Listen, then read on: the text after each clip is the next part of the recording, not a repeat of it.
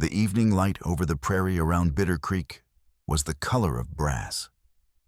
Dry grass whispered against a hot wind, and the creek itself was just a narrow vein of muddy water cutting through cracked earth. The summer of 1878 had baked the Dakota Territory until the ground split open like old leather, and men measured their fortunes not in cattle or coin, but in the number of buckets they could draw before their wells ran dry. On the porch of a weather-beaten log cabin, Widow Clara Keene stood with both hands clutching the front of her faded calico dress. Her knuckles were white. Facing her was a Lakota warrior in worn buckskin, his long black hair tied back with a simple strip of rawhide and a single crow feather. An old sweat-stained Army Scout hat hung from his saddle horn instead of sitting on his head, as if he could not quite decide whether he still belonged to that past life or to the one he wore now. He had just introduced himself in careful, deliberate English. "My name is Ohiteka Crow Wing." Clara's breath jerked. Her fingers dug into the cloth over her heart. For a moment she could not see the prairie, only the memory of a dying surveyor on this same porch 3 months ago, pressing a folded deed into her hand and gasping about a name written at the bottom. In her dreams since that night, she heard his voice whispering, "Crow Wing." He did not sell. They changed it after he signed. She would wake with her heart pounding, the words echoing in the darkness, like a warning she could not decipher. Crow Wing. The ceramic cup slipped from her grasp and shattered on the boards between them. Chickens scattered in all directions, wings beating in alarm. The sound carried out over the yard where 2 Lakota riders sat their horses watching the horizon, with rifles laid across their laps, faces impassive but alert. Ohiteka's eyes not dark, but a deep brown that caught the light like amber stayed fixed on her. He read not only fear there, but recognition. "You know that name," he said quietly. "Why?" Before she could answer, hoofbeats rumbled from the wagon track. 3 riders from cattle baron Blackjack Rourke's outfit trotted past their horses, kicking up dust devils in the heat. Their gazes narrowed at the sight of a Lakota visitor on a white widow's porch. Their hands rested near their guns, thumbs hooked in their belts just above the holsters. The air tasted like gunpowder that had not yet been lit. Danger water and old paper were about to drag these 2 strangers into the same war. Bitter Creek lay 2 days' ride from the rail town of Silver Spur. A scatter of cabins, sod shacks, and ragged fences strung along the only reliable water in a wide stretch of country. The settlement was not much to look at: a dozen families clinging to land that fought them every season, a trading post that sold flour at criminal prices, and a small church with a crooked steeple that doubled as a meeting hall when disputes needed settling. This was the Dakota Territory in 1878, 13 years after the war had ended back east. But the frontier still felt like a place where laws were written in blood and enforced with bullets. Clara Keene, 26 years old, had been a widow for 3 years. Her husband Thomas had been shot in the reeds of Bitter Creek when he tried to stop Rourke's men from throwing up a quick earthen dam that favored the big ranch and starved everyone else downstream. Since that day, she had lived on the edge of hunger, taking in washing for the few families who could spare the coins and teaching letters to children in the evenings by candlelight. Her hands were raw from lye soap and her back ached from bending over washtubs.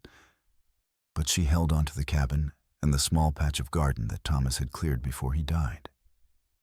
She was not a woman who believed in heroics or grand gestures. She believed in survival one day at a time and in the quiet dignity of work done well. Under a loose floorboard beneath her bed, wrapped in an old wool shawl, she kept the one thing the dying surveyor had left her: a copy of a land and water deed, showing that the Bitter Creek Spring had been sold to Rourke by a man who signed the name Crow Wing. The surveyor, choking on his own blood after Rourke's men had beaten him and left him in her yard, had whispered that the paper was wrong and that someone would come looking for it. He had died before he could explain further, and Clara had buried him in the small cemetery on the hill, his grave marked only by a wooden cross with no name. But his words haunted her sleep, repeating in her dreams like a riddle she could not solve. Ohiteka Crow Wing rode at the head of a small Lakota band camped 3 miles upriver. Once under pressure and hunger, he had scouted for the United States Army, guiding bluecoats through his people's country in exchange for rations and the promise that the treaties would be honored. After soldiers burned a winter camp, using the routes he had shown them, killing women and children who had been promised safety, he had thrown his Army Scout hat at their officers' boots and walked away. Now he wore buckskin again, but he kept that hat tied to his saddle as a reminder of mistakes he could not undo. When asked about those days, his jaw would tighten, and he would say only, "I was a fool who believed words on paper." The bitterness in his voice made it clear that the wound had not healed. His brother Matto had been killed 2 years ago at a ford downstream, shot in the back by men who claimed he had murdered a federal land agent. The bounty had been posted, but Ohiteka had never believed the story. Matto had been a man of peace, a translator who tried to build bridges between 2 worlds. Sometimes when the camp was quiet, Ohiteka would sit by the fire and whisper to the memory of his brother, "You trusted them, Matto. You signed their papers because you believed they meant what they said."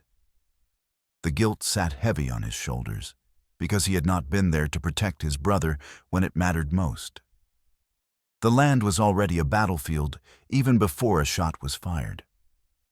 In Silver Spur, immigrant Dr. Elias Reinhardt ran a tiny clinic out of a drafty room above the feed store.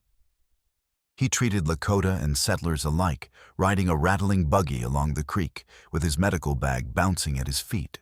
Rocks and insults followed him some days, thrown by men who believed that treating hostiles was a betrayal of white civilization.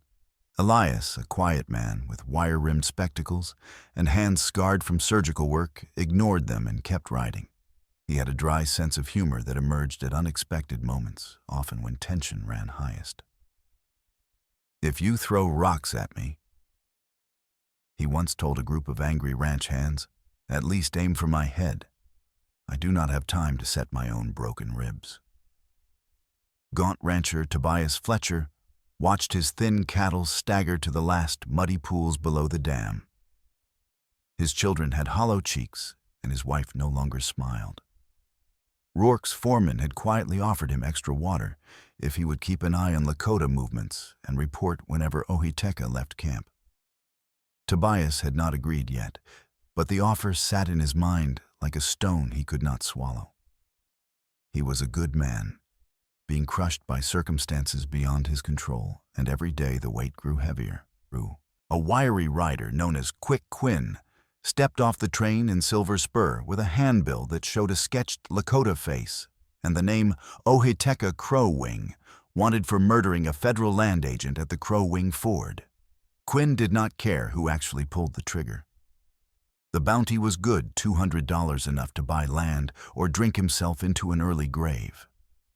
He rented a room above the saloon and began asking questions, his voice smooth and his smile cold as a snake's. Every ride along Bitter Creek now might end at the business end of a rifle.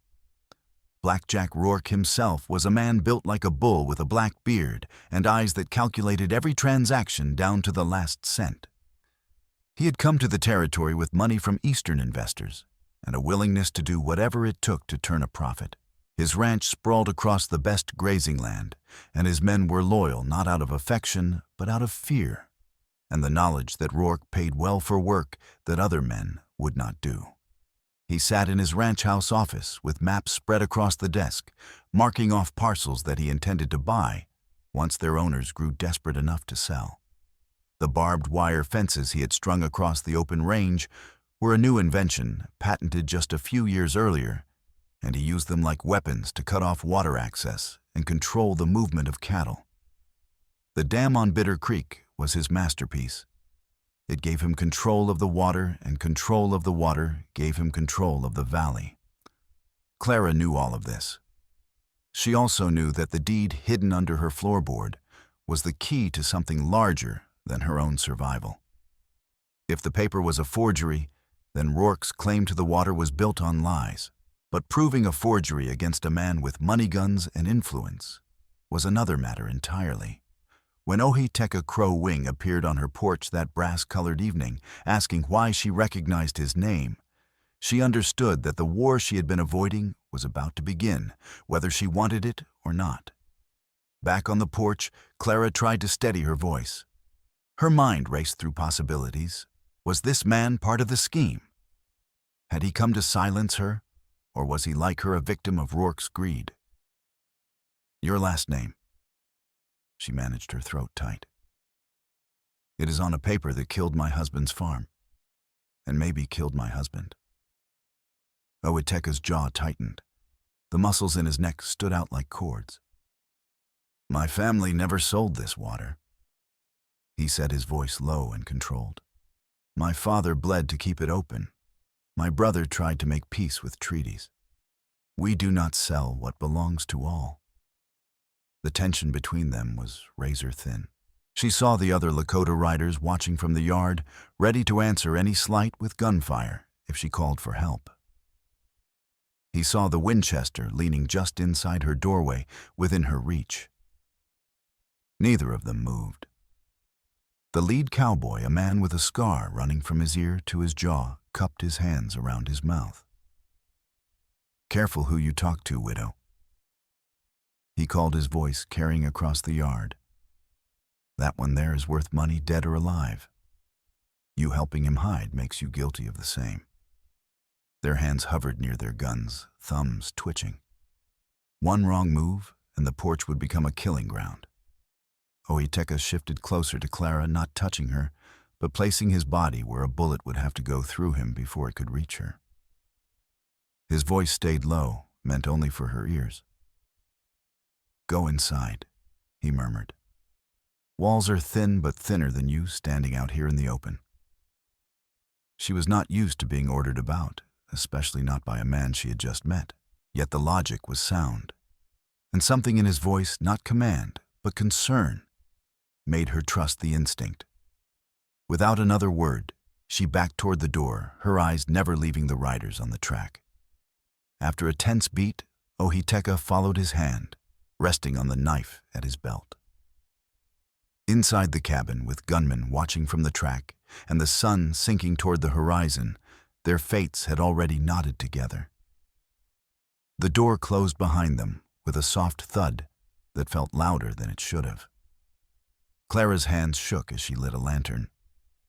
The interior of the cabin was sparse: a table, 2 chairs, a narrow bed against the wall, a trunk that held everything she owned. A small cook stove squatted in the corner, cold now in the summer heat. The walls were logs chinked with mud, and the single window had no glass, only oiled paper that let in dim light. Show me the paper, Ohiteka said. She hesitated.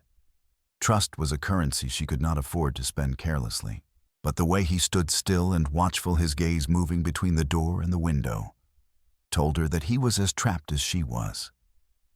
If he meant her harm, he would have done it already. She knelt by the bed and pried up the loose floorboard. The deed lay wrapped in the shawl, the paper yellowed and creased from being handled. She unfolded it carefully and laid it on the table. Ohiteka leaned over it, his long hair falling forward. His finger traced the words slow and deliberate. She realized he could read English, though perhaps not fluently. This says my brother signed away all water rights, he said at last. For 20 head of cattle and $50 in coin. His voice was quiet, but rage simmered beneath the surface. Matto would never have done this. He knew what water means. He would have died first. Maybe he did, Clara said softly. Ohiteka looked up at her. What do you mean?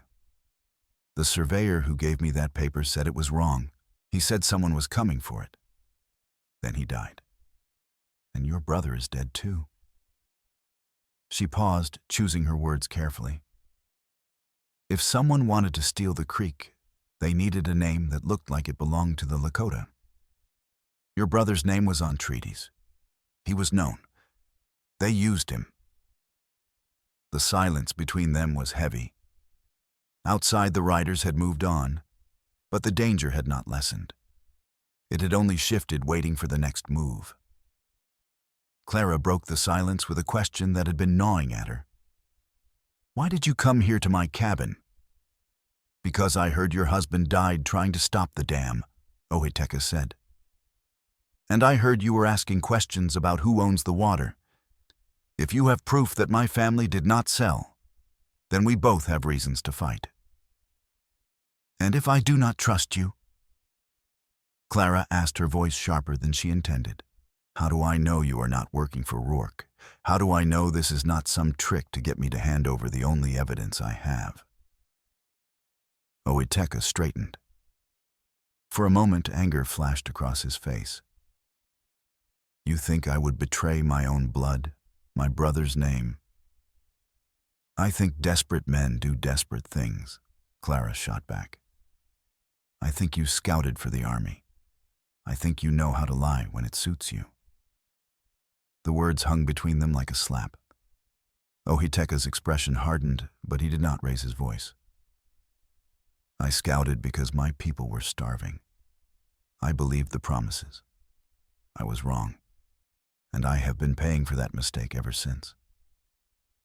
He turned toward the door. "If you do not trust me, then I will leave.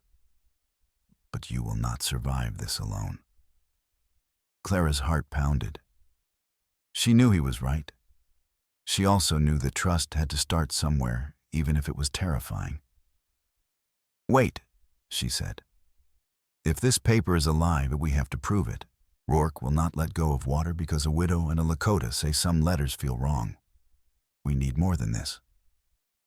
Ohiteka stopped. His hand rested on the door latch, then slowly fell away. He turned back to her. "Then we find the truth," he said. "Together. Because if I go alone, I will be dead before I reach the courthouse. And if you go alone, no one will listen." It was not a partnership born of trust or friendship. It was a partnership born of necessity, of two people who had nowhere else to turn. Clara nodded slowly. "Together," she agreed, though her voice carried doubt as much as determination. The pact was made in a dim cabin with gunmen lurking just beyond the door.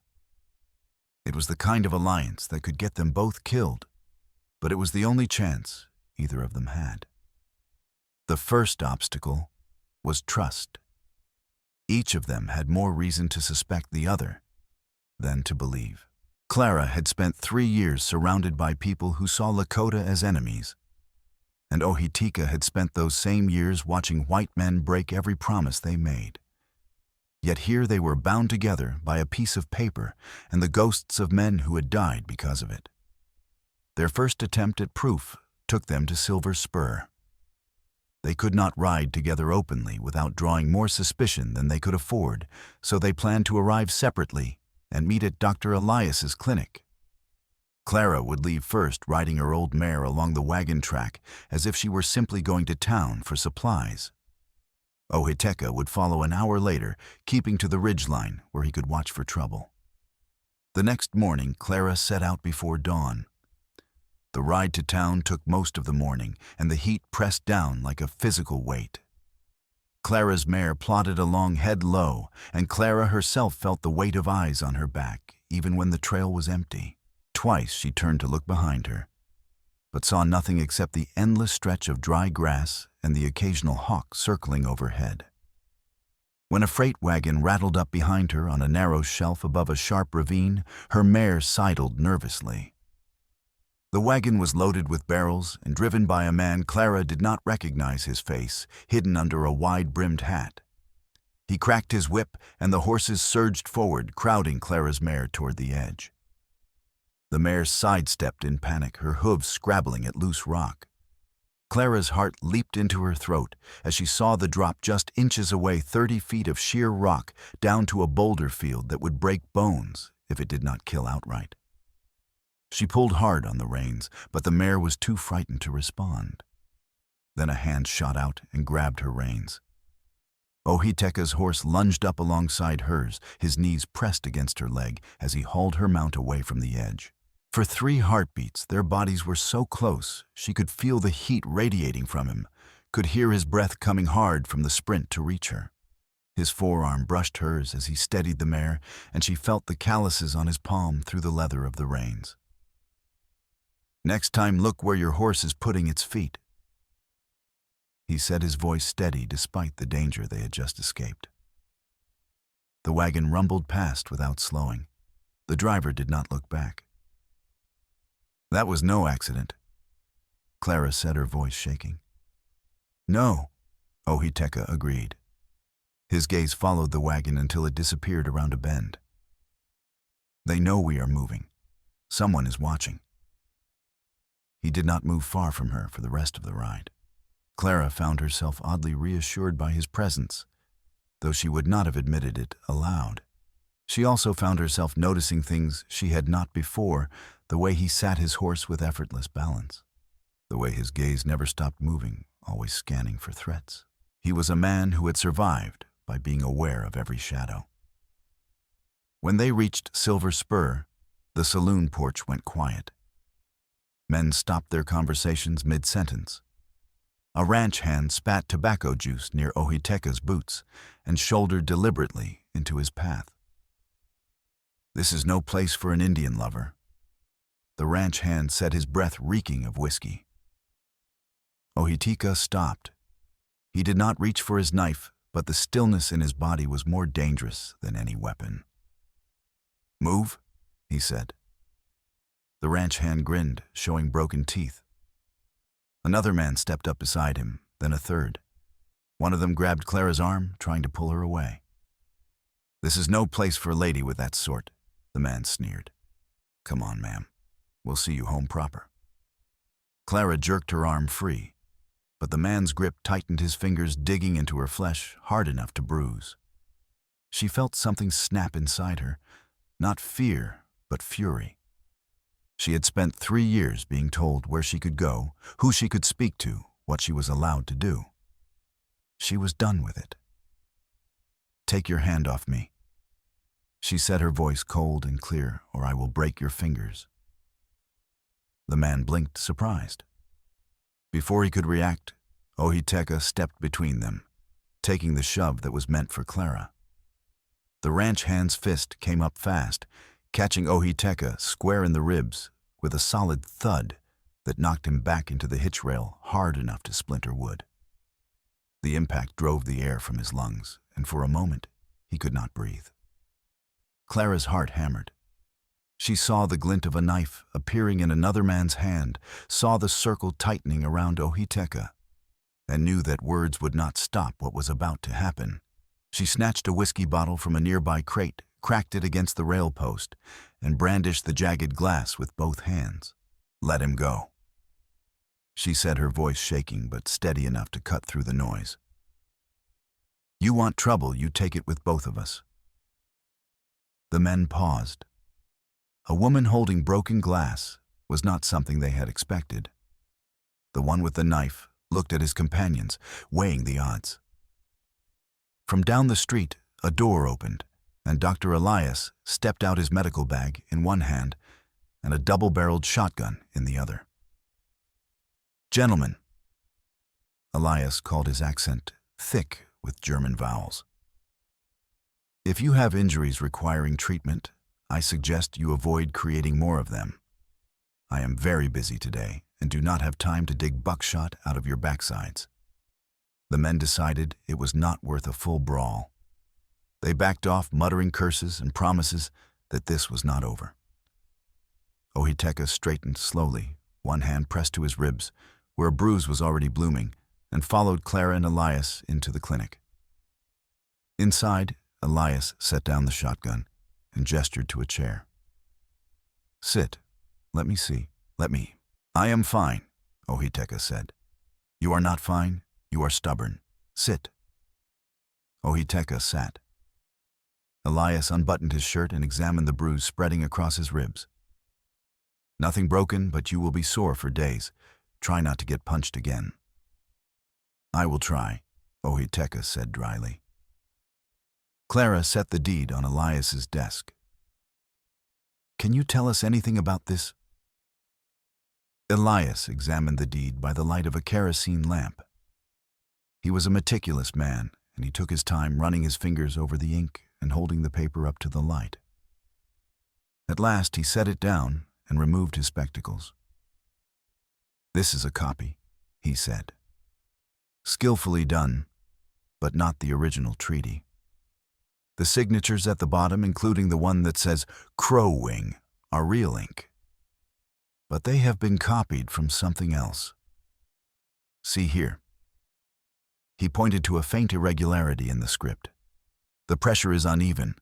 This was traced or transferred from another document. Can you prove that in court? Clara asked. Elias hesitated. Perhaps. But what we really need is the original document. If there was a Lakota English treaty about this spring, it should be on file with a federal land agent or locked up with other territory papers.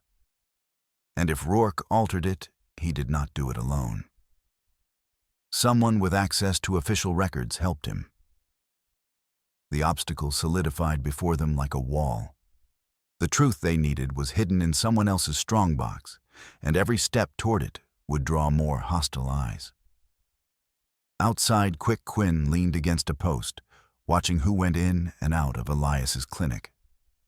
He folded the bounty handbill in his fingers, then tucked it back into his coat. He had already learned that the Lakota warrior was spending time with the keen widow. That was useful information, the kind that could be sold or used depending on which was more profitable. Clara Ohiteka and Elias sat in the clinic's dim back room and planned their next move. They needed to find the original treaty, and the only person in the valley who might know where such documents were kept was Widow Smith, who ran the feed store and had been in Bitter Creek longer than anyone else. She remembers everything, Clara said. If papers were filed or stored anywhere, she will know. Will she talk to me? Ohiteka asked, glancing at Clara. Clara looked at him, at the bruise already darkening on his ribs, at the way he held himself despite the pain. She will talk to us, Clara said, if we ask together. It was a small act of faith, but in a town where trust was as scarce as water, it was enough. Over the next 2 weeks, the water war sharpened its teeth. Rourke's men raised the dirt dam higher, shoveling earth into the creek in the narrow draw where the banks squeezed close.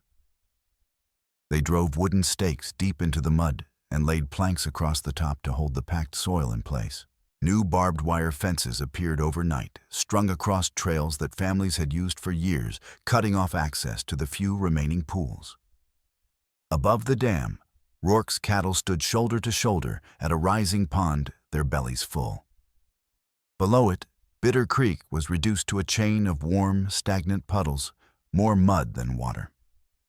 Physical danger crept into every task, and survival became a matter of watching shadows and listening for footsteps that should not be there. 3 nights after their visit to Silver Spur, Clara hung strained shirts on the line behind her cabin. The moon was a thin sliver, and the darkness pressed close. She had just pinned the last shirt when a rifle cracked from the darkness. The bullet snapped the rope between her hands and sent the wet cloth slapping into the dust. A second shot hit the post beside her head, spraying splinters across her cheek. She felt the sting of wood embedding in her skin. As she dropped behind a wooden barrel, her lungs burning, her heart slamming against her ribs.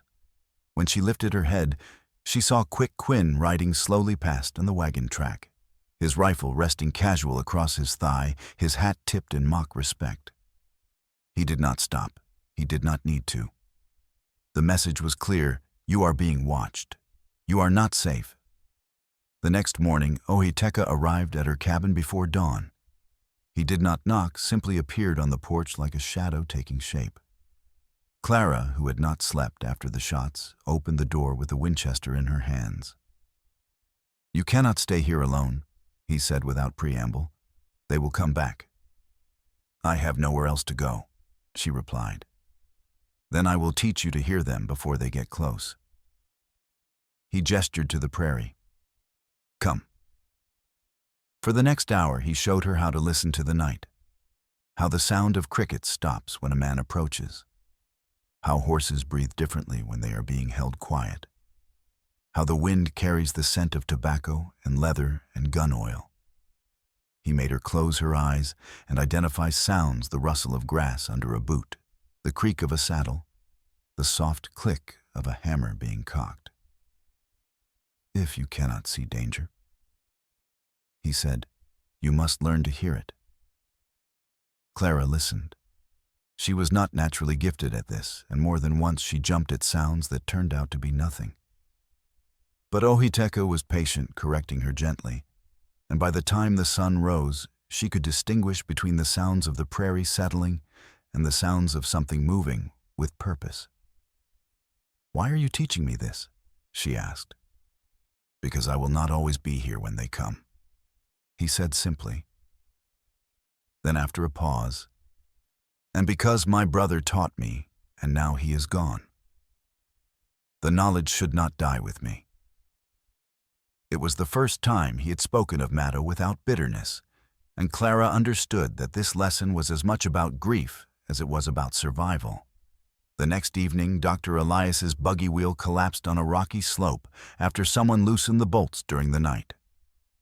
The buggy tipped sideways, dragging the frightened horse with it, and nearly went over into a ditch lined with sharp stones. Elias clung to the seat, his medical bag, tumbling into the dirt, and shouted for help.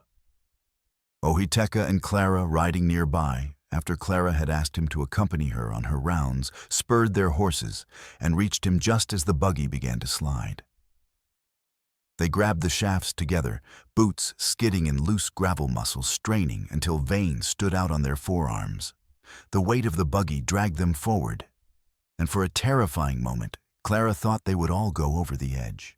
Then Ohiteka braced his legs, his grip tightening on the shaft, and together they hauled the buggy back onto level ground. When it was stable again, Clara and Ohiteka stood so close that their foreheads nearly touched breath, mingling sweat dripping from their faces. She could feel the tremor in his arms, from the effort could see the fierce concentration in his eyes as he scanned the road for whoever had sabotaged the wheel. "Next time, check your bolts before you ride," Ohiteka said, his voice rough. "Next time I will bring a guard." Elias replied, shaken but unhurt. He looked between them. "You two work well together. That is good. You will need to." In the Lakota camp upriver, children began to cough from drinking the stagnant lower pools. The water was warm and foul, and the sickness spread quickly.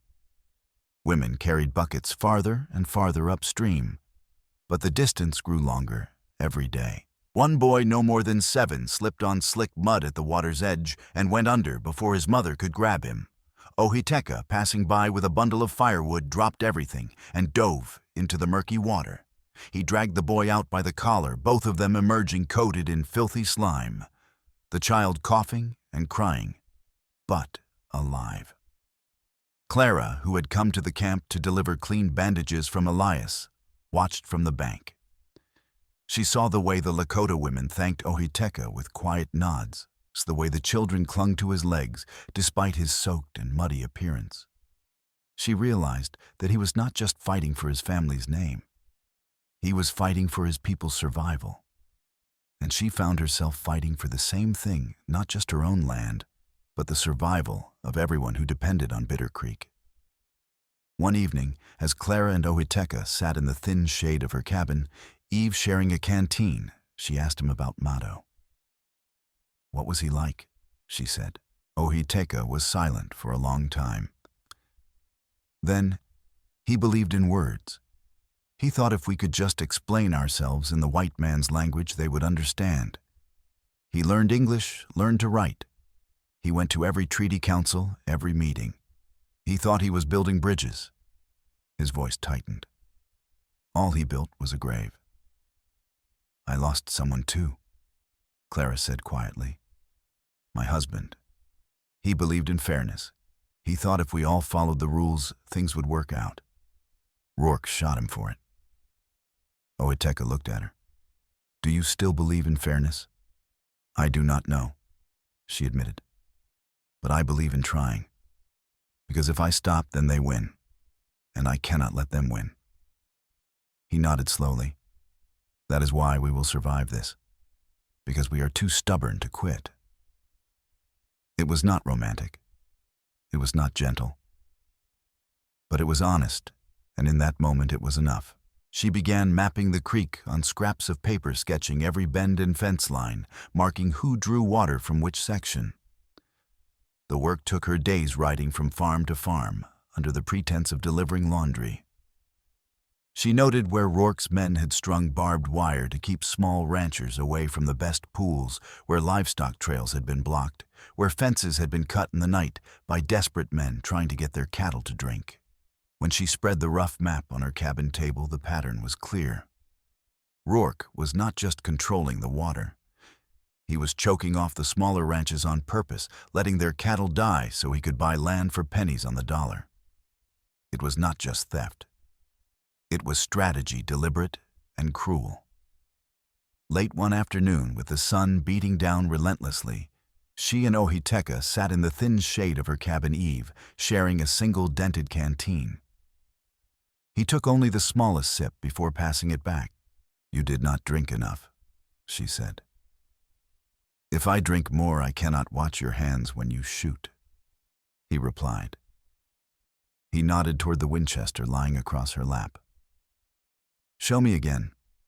Your trigger pull jerks to the right. They practiced with empty chambers, the click of the hammer dry and sharp in the stillness. His palm covered her smaller hand, guiding her aim toward a knot in the fence post across the yard. The contact was practical, necessary, but every time his fingers adjusted, her grip awareness rose between them. She noticed the roughness of his palm, the warmth of his skin, and the way his breathing steadied hers. When a coyote yipped in the distance, and she flinched, his thumb pressed steady against the back of her hand. You are not alone in this valley, he said quietly. Remember that when men ride up your track. She looked at him, really looked, and saw something in his expression that had not been there before. Something raw and unguarded, not attraction in the way she had read about in novels, but something deeper, respect earned through shared danger. Are you trying to teach me to shoot, or are you trying to make sure I do not get killed? She asked. Both, he said. Now pull the trigger without jerking. She did. The hammer fell clean, the imaginary bullet striking true. They were building something between them, piece by careful piece, as fragile and necessary as the bridges Maddo had once tried to build with words. It was not romance, not yet. It was trust, hard-won and precious. But the valley was running out of patience. Small ranchers began showing up at Clara's door in the evenings, asking if the rumors were true, if she really had proof that Rourke's claim to the water was fraudulent. Some of them were desperate enough to fight. Others were desperate enough to sell her out. Tobias Fletcher stood in her doorway one evening, his hat in his hands, his face gaunt. I have 3 children, Mrs. Keene, he said. Rourke's foreman says he will give me water if I tell him when the Indian leaves your cabin and where he goes. Clara felt her stomach turn. And will you? Tobias looked at his boots. I do not know yet, but I wanted you to know that I was asked. It was the closest thing to a warning she was going to get. Clara did not judge him for it. She understood desperation. Thank you for telling me, she said quietly. After he left, she told Ohitika what Tobias had said. They sat at her table in the lamplight, and the map spread between them. He will betray us, Ohitika said flatly. Maybe, Clara agreed. Or maybe he is trying to hold on to whatever honor he has left. Honor does not fill empty bellies. No, Clara said, but it is all some men have. Ohiteka looked at her for a long moment. You are too forgiving. And you are too quick to judge, Clara shot back. You think every white man is the same. You think we all want you dead or gone. Do you not? Ohiteka asked, his voice sharp. Your people took everything. They signed treaties and broke them. They killed my brother and called it justice. Why should I believe you are different? Clara met his gaze unflinching. Because I am sitting here with you instead of turning you over to Quinn. Because I am risking everything I have to prove your family was cheated. If that is not different, then I do not know what is. The silence between them was heavy. Then Ohiteka exhaled slowly. I am sorry, he said. You are right. I am angry at ghosts, not at you. I understand anger, Clara said, but we cannot win if we are fighting each other. No, he agreed. We cannot. It was a small breakthrough, but it mattered. The turning point arrived in the cluttered back room of Widow Smith's feed store. The widow was a woman of 70, bent and gray, but sharp as a filed saw blade. She remembered every sack of flour sold on credit, every whispered rumor, every piece of paper that had passed through her hands in 40 years of running the store. When Clara quietly asked if any old creek papers had ever been stored with her for safekeeping, Widow Smith studied the Lakota warrior standing at Clara's shoulder.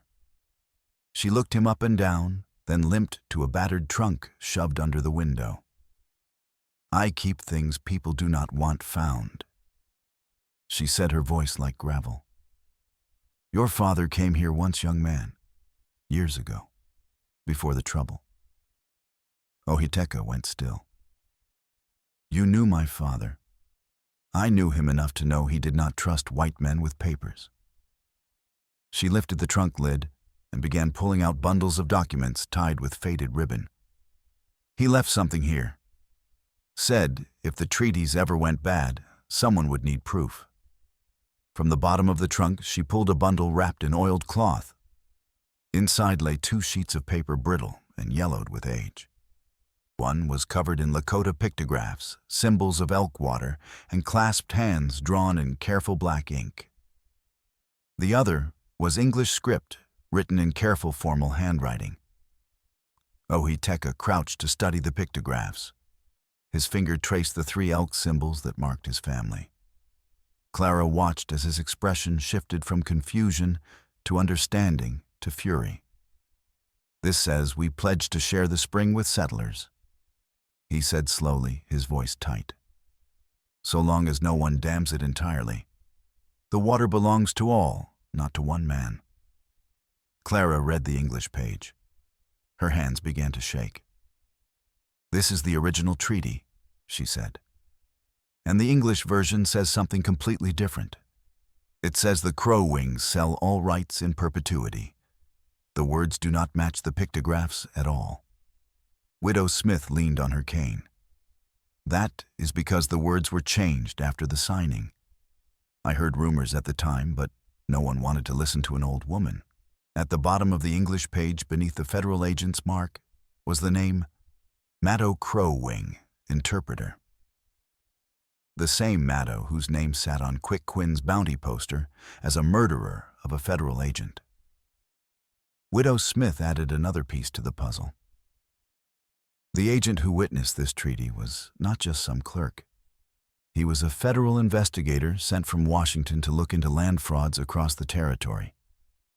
There were rumors that Rourke was forging documents to seize water and grazing rights. The investigator came to look into it. Clara felt the pieces falling into place, each one more terrible than the last. What happened to the investigator? Disappeared not long after this treaty was signed. Widow Smith said. Report came back later that he had been shot along the Crow Wing Ford. They said it was Lakota who did it, but I never believed that. Too convenient. And there were witnesses, 2 of Rourke's men, who swore they saw Maddow pull the trigger. But those men worked for Rourke. They would have said anything he told them to say. Clara remembered the dying surveyor, his blood soaking into her table, his breath rattling as he tried to tell her something important. In her dreams, she heard him whisper, "Crow Wing." He did not sell. They changed it after he signed. Now she understood. The surveyor had known the truth. He had been trying to warn her. The twist was vicious and clear. Rourke had needed an interpreter to make the treaty look proper. He had used Maddow, who spoke both languages, but could not read English well enough to know he was being tricked. Then Rourke had altered the English version after the signing and framed the Crow Wing family for killing the very man who had been investigating him. The bounty on Ohiteka was part of the cover. If the last member of the Crow Wing family died, there would be no one left to challenge the lie. The truth slammed into Ohiteka like a physical blow. He backed into the shelves, knocking a sack of grain to the floor. Dust puffed up around his boots. His breathing came hard and fast, and for a moment, Clara thought he might collapse. "I guided that investigator to the ford," he whispered, his voice breaking. "I was still scouting then. I left him there with 2 of Rourke's riders. I told myself I was done helping whites steal. I thought he was just another one of them come to take more land. But he was trying to help, and I left him to die." Clara gripped his arm, her fingers digging into the buckskin. "You did not pull the trigger. You did not know. I led him there." Ohiteka insisted, his eyes filled with anguish. "My brother signed words he could not read. I led a good man to his death. We both carried the gun, even if we never touched it." Before Clara could answer, boot heels scraped in the alley outside. A revolver cocked with a sharp metallic click. Quick Quinn stood in the doorway, his gun leveled at Ohiteka. His eyes flicked to the treaty papers on the table. "Well now," he drawled, his voice lazy and amused. "Looks like I have my Indian my reward, and more paper than I know what to do with. Rourke will pay extra for those pages, I reckon. Might be worth more than the bounty itself." The 3 of them dove for cover as his first shot blew a sack of feed apart. Grain sprayed like shrapnel, filling the air with a choking cloud of dust. Ohiteka shoved Clara behind a barrel and rolled toward the opposite wall, splinters from a second bullet nicking his forearm. Blood welled up hot and bright. They scrambled toward the back window, Quinn's shots sparking off brick and wood as they went.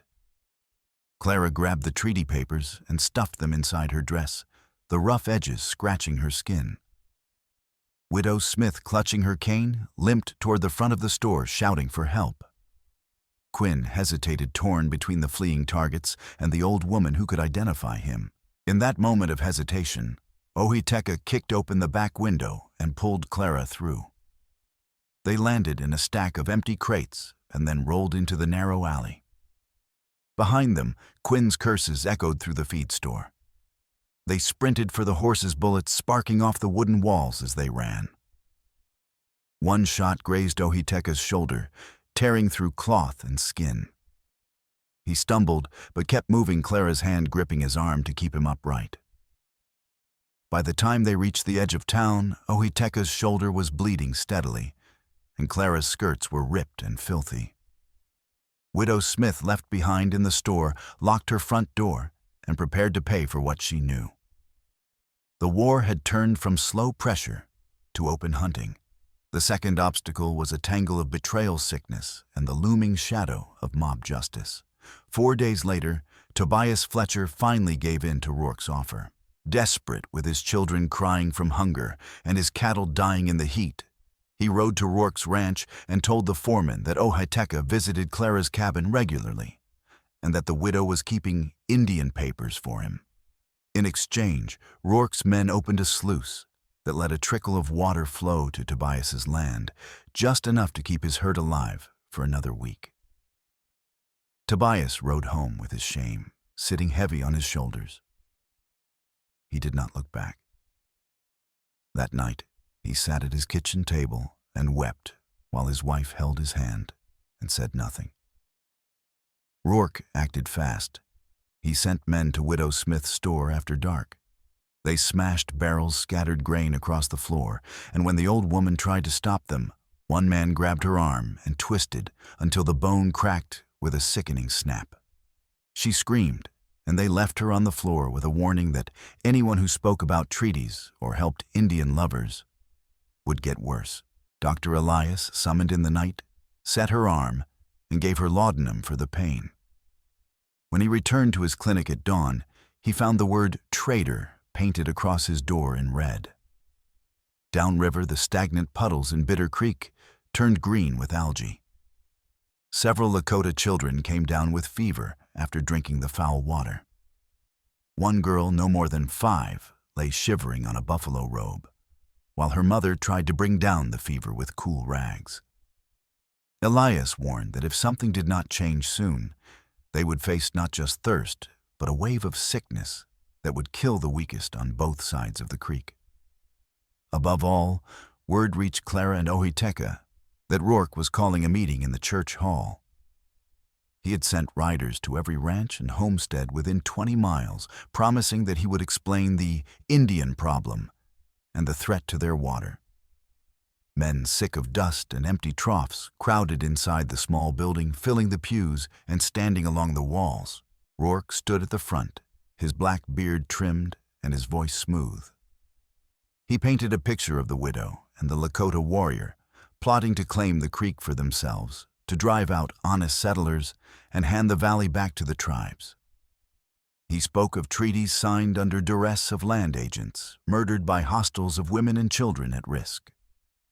Quick Quinn, standing near the back with his arm in a sling from Clara's bullet wound that had shattered his wrist weeks earlier, flourished the bounty handbill for anyone who doubted that the Crow Wing name was dangerous.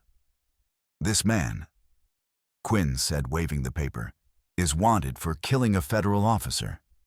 And that widow is hiding him. That makes her guilty too." By the time the lamps were snuffed, a half-drunk mob was ready to ride. They poured out of the church hall with torches and rifles, their faces hard in the flickering light. Some of them were good men pushed too far by thirst and fear. Others were simply looking for an excuse to hurt someone, knowing they could not wait for slow justice.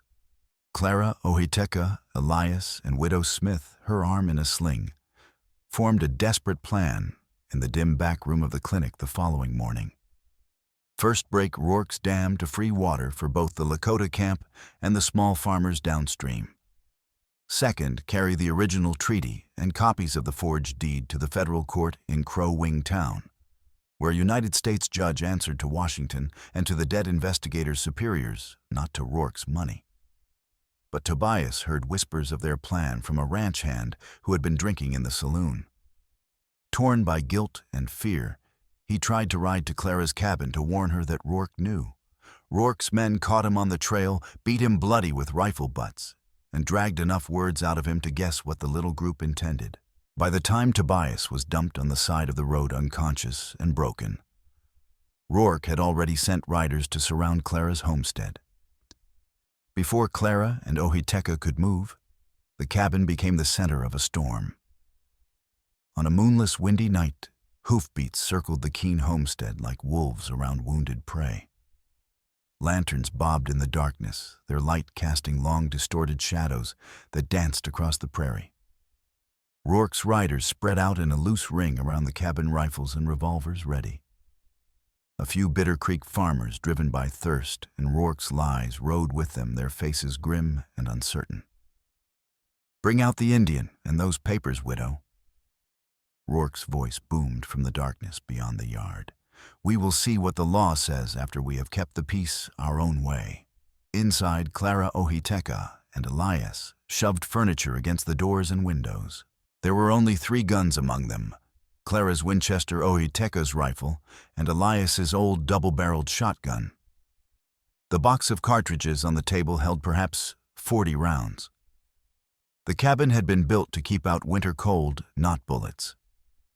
The first shots thudded into the logs, sending splinters flying into the room. One bullet punched clean through the oiled paper window and embedded itself in the opposite wall, inches from Clara's head. A lantern shattered on the porch rail kerosene, spreading in a pool of flame that licked along the dry wood. Smoke curled through the gaps in the walls, stinging their eyes and filling their lungs with acrid heat. Ohiteka grabbed a wet blanket from the wash basin and threw it over the flames, smothering them before they could spread to the roof. His hands came away, singed the skin red and blistering. "Stay low," he told Clara, his voice steady despite the chaos around them. "You shoot only when you see a man's arm on a torch or a man's hand on a match. We have 40 rounds. Make everyone count." Clara nodded, her throat too tight to speak. She crouched by the window and counted the lanterns outside. 12, maybe 15. They were outnumbered at least 5 to 1. A group of 6 riders spurred toward the porch, hoping to rush the door and overwhelm the defenders before they could reload. Ohiteka crouched at the side window and fired. His bullet knocked a torch from one rider's grasp, the flame spinning into the dirt and sputtering out.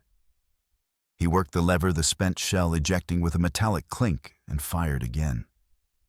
A man cried out and fell from his saddle. On the third shot, the rifle jammed. The spent shell stuck in the chamber, refusing to eject no matter how hard he worked the lever. "Blast it," he muttered, fighting with blistered fingers that fumbled on the hot metal. At the same moment, another torch arced high toward the cabin roof, tumbling end over end and trailing sparks like a comet. Clara saw it coming and did not think. She grabbed the back of Ohiteka's belt, leaned dangerously far out the narrow window, and snatched the burning rag from the shingles with the water bucket in her other hand. For a sickening second, her weight dragged him off balance. His boots skidded on the floorboards as he braced himself against the wall and hauled her back inside with his free hand and the rifle clattering to the floor. They fell in a tangled heap, with the extinguished torch rolling across the floor, smoke rising from its damp surface. His arm wrapped instinctively around her waist to keep her from crashing into the corner of the table. Their faces were inches apart, breaths quick from smoke and fear. She felt the hard line of his ribs beneath his shirt, the rapid beat of his heart against her shoulder, the warmth of his body shielding hers from the bullets that continued to slam into the walls. "You could have been killed," he said, his voice rough. "So could you," she replied. For one heartbeat, something passed between them. Recognition, understanding, something deeper than words. Then he jerked his arm away, snatched up the rifle, snapped the jammed shell free with a sharp twist that made him wince, and slammed the action shut again. There was no time for anything else. No time to acknowledge what had just passed between them. Outside, Rourke bellowed for his men to bring the cabin down. Bullets kept coming, punching through the thin walls in a steady barrage, splintering the furniture. One shot grazed Elias's forearm as he reloaded, the scattergun, blood splattering across the floorboards in bright red drops. He bit back a curse, tied a strip of torn shirt around the wound with his teeth, and kept loading with trembling hands. "We are down to 20 rounds," Clara said, her voice tight. Ohiteka counted the lanterns again. They had not moved. The attackers were settling in for a siege, waiting for the defenders to run out of ammunition or make a desperate break for it. "The cabin will not last," Ohiteka said. "The logs are thick, but not thick enough." Already holes were appearing in the walls where bullets had torn through the chinking. "We need to break their will to fight. If we can destroy the dam, the water will flow again.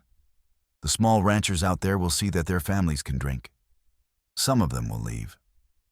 Maybe enough to give us a chance." Clara understood at once. The dam lay in a choke point where the banks squeezed the creek into a tight passage no more than 20 feet across.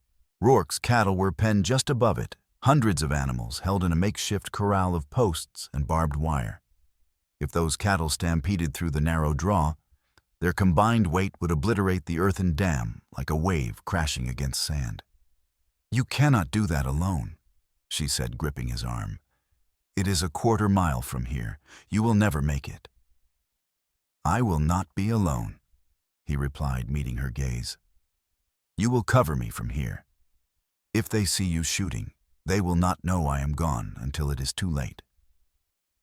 And if you do not come back—" The question escaped before she could stop it. He looked at her for a long moment. "Then you finish this. You take the treaty to the judge. You do not let my brother's name die in a lie." She wanted to argue to find another way, but there was no other way. She nodded, once her throat too tight to speak.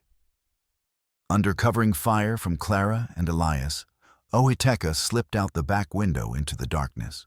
He belly-crawled through dry grass, keeping to the low spots where the ground dipped into shallow swales.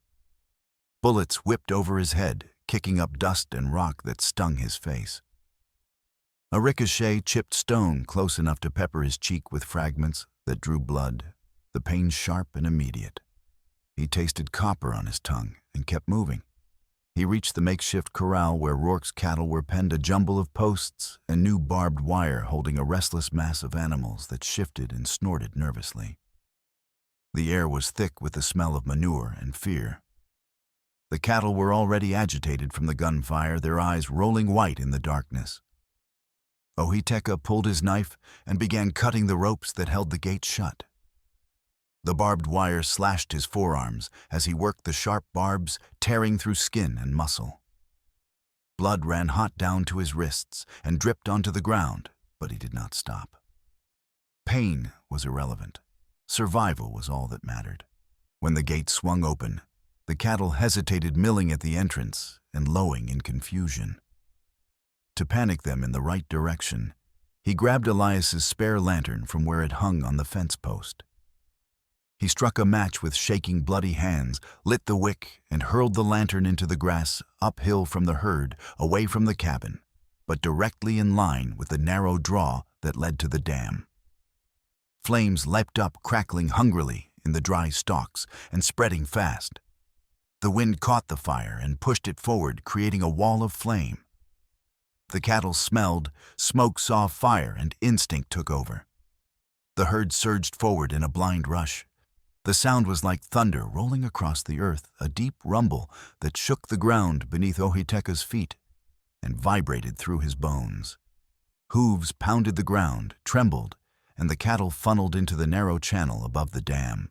The front line tried to slow, but the mass behind them kept pushing an unstoppable wave of muscle and bone. Hundreds of animals, each weighing 1,000 pounds or more, slammed into the earthen wall with the force of an avalanche. The dam crumbled. Wooden stakes snapped like twigs. Packed earth dissolved into mud. Water burst through the breach with a roar that drowned out the gunfire, carrying broken boards, drowned cattle, and chunks of the dam downstream in a churning torrent. The sound was deafening, a sustained roar, like a train tearing through the night. Ohitekha tried to run, but his boot caught on a piece of barbed wire. He fell hard, his shoulders slamming into the ground. The flood was coming straight for him, a wall of water and debris 6 feet high. He rolled, scrambled to his feet, and sprinted for higher ground as the water reached for him like a living thing. It caught his legs, knocked him down, dragged him under. He surfaced, gasping, grabbed at a piece of timber spinning past, and clung to it as the current swept him downstream. Back at the cabin, Clara peered through the smoke-stained window and saw the darkness suddenly filled with movement, cattle running, men shouting, and then the unmistakable roar of water breaking free. She knew Ohitekha had done it, but she also knew he was out there somewhere in the chaos, and she had no way of knowing if he was alive or dead.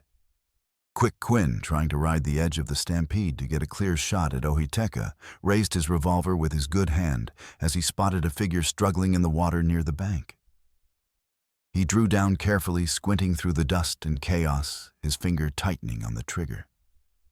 Inside the cabin, Clara saw the glint of metal in the darkness. She recognized Quinn's silhouette, saw the way he was aiming with cold precision. Every lesson Ohiteka had drilled into her came back in a rush. Exhale. Squeeze, do not jerk. Trust the shot. Do not think about the distance or the darkness. Just shoot. Her bullet slammed into Quinn's shoulder, spinning him halfway around in the saddle. His gun discharged into the air, and he howled in pain, clutching his bleeding shoulder. His horse bolted sideways, nearly throwing him under the pounding hooves of the stampeding cattle. He clung to the saddle with his remaining good arm and spurred away into the night, blood streaming from his wounds and leaving a dark trail on the ground. The dam was gone. Water roared down Bitter Creek, filling the dry bed, sweeping debris and drowned cattle past the cabin in a churning flood. The ring of riders around the homestead shattered as men raced to save their own animals and keep from being crushed by the stampede or drowned by the flood. Some of the farmers who had ridden with Rourke saw the water flowing free and simply turned their horses around and rode away, unwilling to fight now that their families could drink again. But one last danger remained. A stray torch flung in desperation by one of Rourke's men as he fled landed on the cabin roof and caught. Flames licked up the shingles, spreading fast in the dry wood and crackling like gunfire. Smoke billowed up into the night sky, thick and choking. Elias and Clara dragged the rain barrel under the eave, then climbed onto the creaking roof while smoke stung their throats and heat blistered their hands. The shingles were hot enough to burn through their boots. Clara's skirts caught on a nail and tore, nearly sending her tumbling off the edge. Elias grabbed her arm and hauled her back.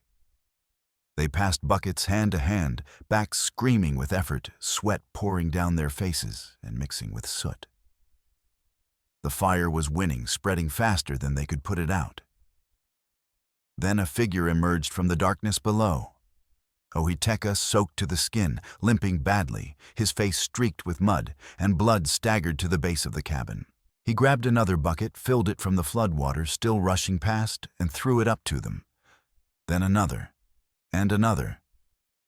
His movements were mechanical, driven by sheer will rather than strength. Together the three of them fought the fire. Bucket after bucket, until their arms felt like they would fall off, until the flames finally died and left behind only charred wood and the acrid smell of burnt timber. At last, the guns fell silent. Rourke, drenched and furious, his fine coat ruined and his face twisted with rage, pulled his remaining men back toward the wrecked dam. He shouted curses at them and at the flood, but his voice was drowned out by the roar of the water. He knew he had lost. The water was free again, and with it, his control over the valley. Bitter Creek ran full and strong under the starlight, the sound of it, a song that the parched land had not heard in months. Dawn revealed a transformed world. The creek chuckled through its bed, already soaking into parched roots and filling the hollows where cattle could drink safely. Small ranchers led trembling animals to the water's edge, some of them glancing with shame at Clara's charred roof and the bullet holes that pocked the walls like ugly scars. Tobias Fletcher, bruised and limping, his face a mass of purple and yellow where Rourke's men had beaten him, arrived at the cabin just after sunrise. He sank to his knees in the mud at the edge of the yard, his hat clutched in his hands, his shoulders shaking with silent sobs. "I told Rourke you were working together," he confessed, his voice raw and broken. "He offered water and I sold you out. My children were starving. I told myself I had no choice, but that is a lie. I always had a choice. If you want me gone from this valley, say the word." Ohiteka propped against the cabin wall, while Elias cleaned the deep cuts on his arms and the gash on his leg where barbed wire had torn through muscle, looked from Tobias to Clara. Pain lined his face, but there was room in it for something more than anger. There was exhaustion, and beneath that, a weary understanding of what desperation could drive a man to do. "You cannot bring back what you did," Ohiteka said slowly, his voice quiet but firm. But you can stand guard now. Rourke will try again. He will bring lawyers and hired guns. We will need eyes on both sides of the creek. Clara nodded, her arms crossed over her chest. Her dress was torn and filthy, her face streaked with soot, but her voice was steady. You ride with us to Crow Wing Town and tell the judge exactly what Rourke ordered. You tell them about the dam, about the threats, about everything. That is how you pay it down. Tobias looked up, tears cutting tracks through the dust on his face. I will. I swear it on my children's lives. Widow Smith, her arm in a sling, and her face pale with pain, but her spirit unbroken, arrived later that morning in a wagon driven by one of the farmers. She brought the original treaty and a bundle of letters salvaged from the wreckage of her store, letters that the dead federal investigator had left with her for safekeeping. They spoke of suspicions about Rourke, notes about altered deeds, and a half-finished report addressed to the land office in Washington, D.C. I kept these hidden for years, she said, handing them to Clara with her good hand. I did not know who to trust. Now I do. Dr. Elias organized a small caravan for the journey to Crow Wing Town, a wagon for the wounded, extra horses for the witnesses, and enough supplies for the 3-day ride across open country. Some of the farmers who had ridden in Rourke's mob the night before stared at the flowing creek and at their own reflections in the clear water. Quietly, a few of them offered to ride along and tell the truth about what had happened at the siege. Before they left, there were moments of quiet preparation that deepened the bond between Clara and Ohiteka in ways that transcended words. They sat together in the barn, preparing ammunition for the journey. Clara held the bullet mold steady, while Ohiteka poured molten lead with hands that were bandaged and clumsy. The air smelled of sulfur and hot metal. When a bit of lead popped and threatened to spatter her hand, he shifted his body to shield her without thinking.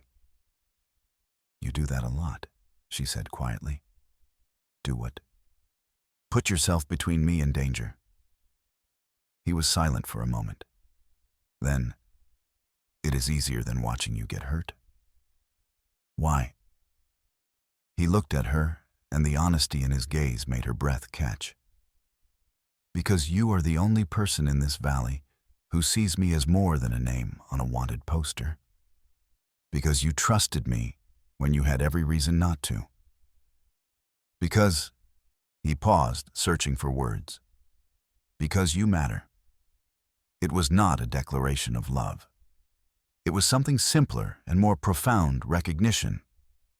Two people who had fought and bled and trusted each other when trust was the most dangerous currency in the territory. Clara reached out and took his bandaged hand in hers. You matter too, she said. Do not forget that.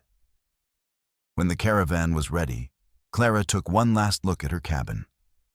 The roof was blackened, the walls were scarred with bullet holes, but it was still standing. Like her. Like everything they had fought to protect. Ohiteka swung into his saddle, wincing as the motion pulled at his injured leg. Ready? He asked. As ready as I will ever be, she said, mounting her own horse. They rode out together side by side, with the creek running full and clear behind them and the sun rising over the prairie like a promise. The courthouse in Crow Wing Town smelled of ink, sweat, and old dust. It was a solid building made of brick with tall windows that let in long shafts of morning light.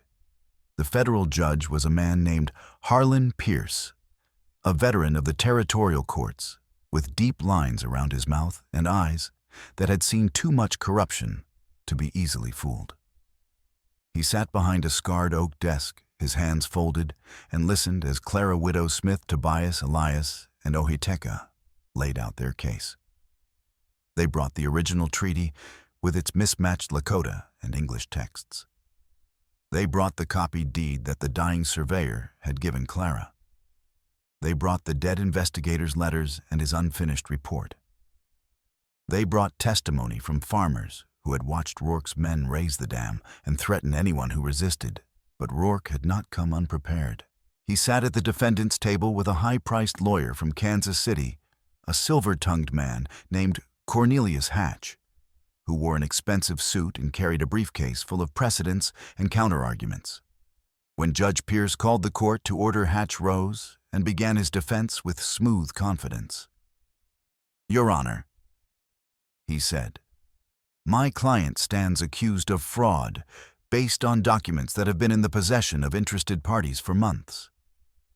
How do we know these papers have not been altered by the very people bringing this suit? How do we know the Lakota pictographs are authentic and not something recently created to support a false claim?" Judge Pierce frowned. "That is a serious allegation, Mr. Hatch. And these are serious charges against my client, Your Honor. Mr. Rourke has invested substantial capital in this territory. He has followed the law as he understood it, based on documents that were properly filed and witnessed. If there was fraud, it was perpetrated against him, not by him." The courtroom murmured. Clara felt her stomach twist. Hatch was good. He was casting doubt on everything they had brought, making it seem like they were the ones trying to cheat Rourke rather than the other way around. Judge Pierce turned to Clara and Ohiteka. "Can you authenticate these documents?" Clara opened her mouth to speak, but Hatch cut her off. "Your Honor, I must point out that one of the plaintiffs is a wanted fugitive.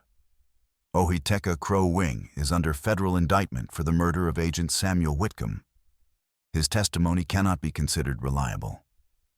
That indictment is based on false witness testimony provided by men working for your client."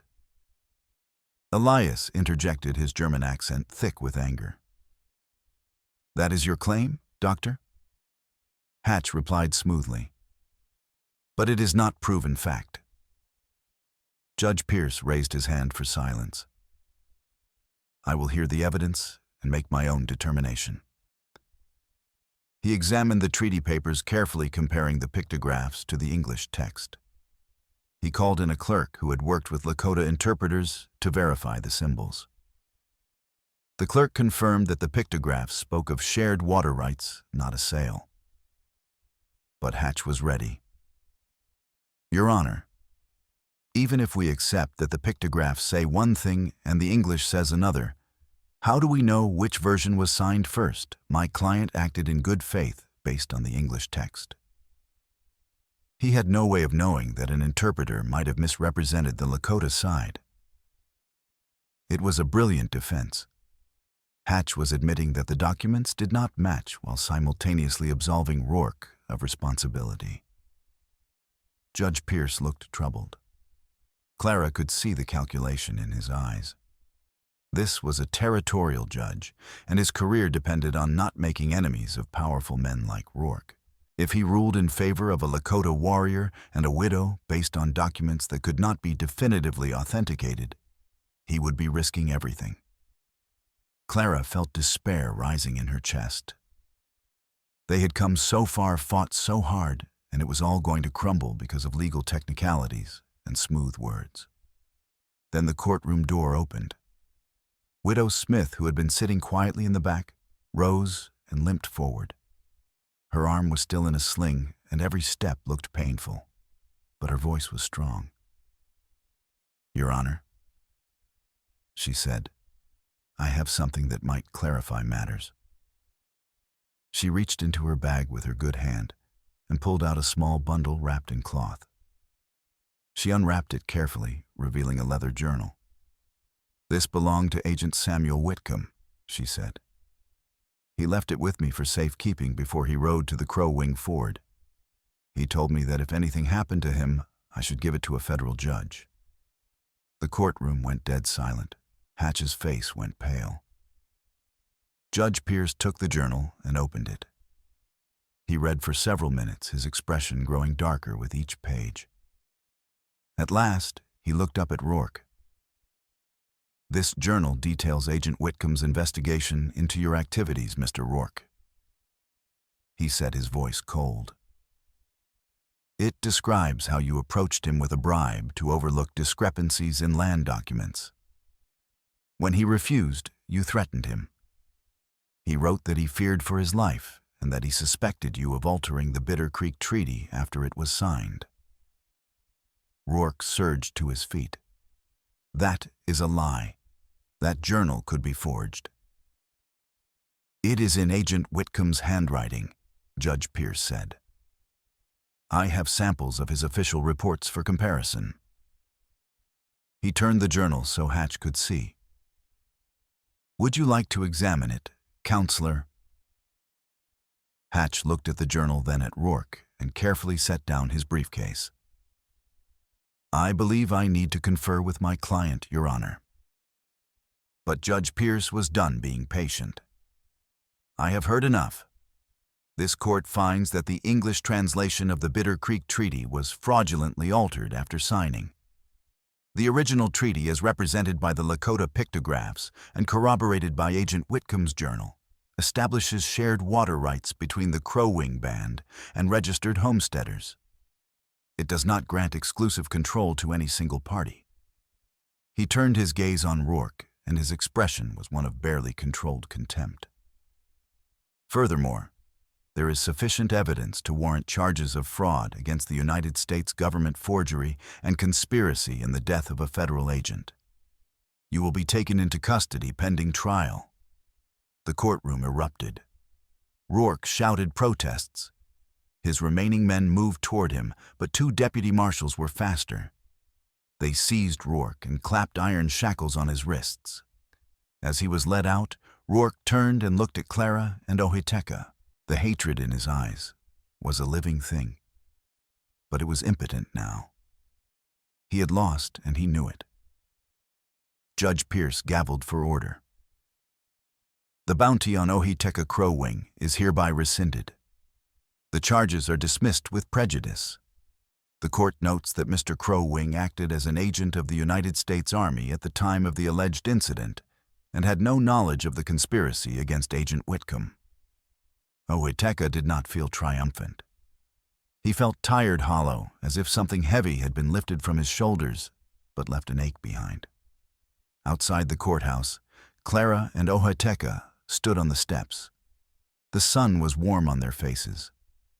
Around them, the townspeople of Crow Wing went about their business, indifferent to the drama that had just unfolded inside. What will you do now? Elias asked, coming up beside them. Go back to my people, Ohiteka said. Make sure the water is shared fairly. Teach the children to read treaties so they are never tricked again.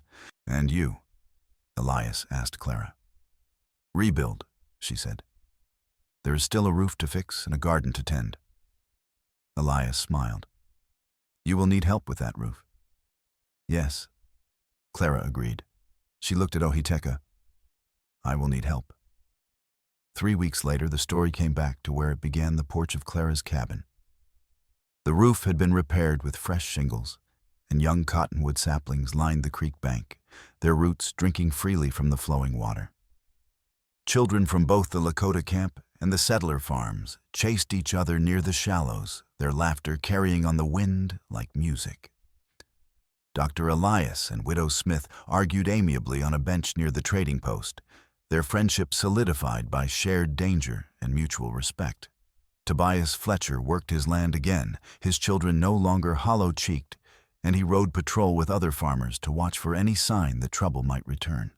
Clara stood on the porch, her hands resting on the rail. She wore a simple dress, clean and mended, and her hair was pulled back with a ribbon.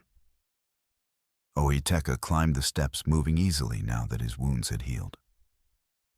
He no longer carried the old scout hat. He had buried it by the creek in a quiet ceremony, laying that part of his past to rest. His hair was braided neatly, the single crow feather tied at the end, not a claim of the past, but a declaration of who he was now. I have been thinking, he said, stopping beside her. About what? About names. He paused, choosing his words carefully. Motto died believing that words on paper could build bridges. He was not wrong. He was just dealing with the wrong people. And now? Clara asked. Now I think the words need to be taught, so that children, all children, know what they are signing. So they cannot be tricked. Clara nodded.